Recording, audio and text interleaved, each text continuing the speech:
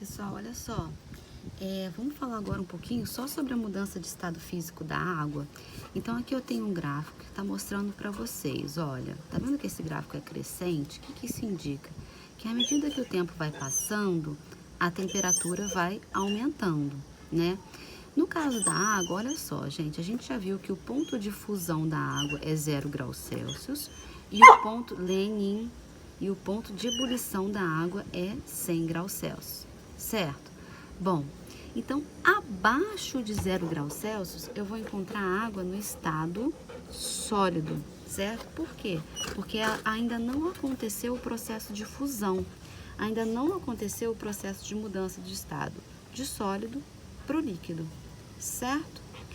A 0 graus Celsius está acontecendo a fusão da água, certo? Então, a 0 graus Celsius, a água está mudando do estado sólido para o estado líquido. Então, a 0 graus Celsius eu encontro a água tanto no estado sólido, tanto pedacinhos de gelo, quanto a água no estado líquido. Imagina que eu continuo aquecendo essa água. O que vai acontecer? A 0,1 graus Celsius já não vai ter mais água no estado sólido. A 0,1, ou seja, passou de 0 graus Celsius, eu só vou encontrar água no estado líquido. É isso que está mostrando aqui nesse gráfico, tá? Então,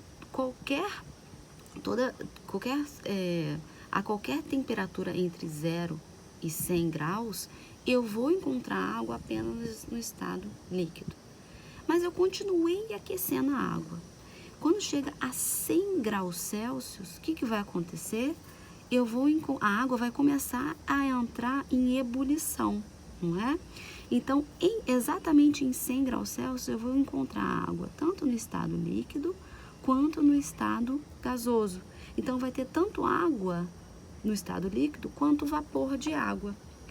Mas aí, ó, continuei aquecendo, tá vendo? Chegou a 100,1 graus Celsius. Eu vou ter água no estado líquido? Não, porque a água já vai ter sofrido ebulição.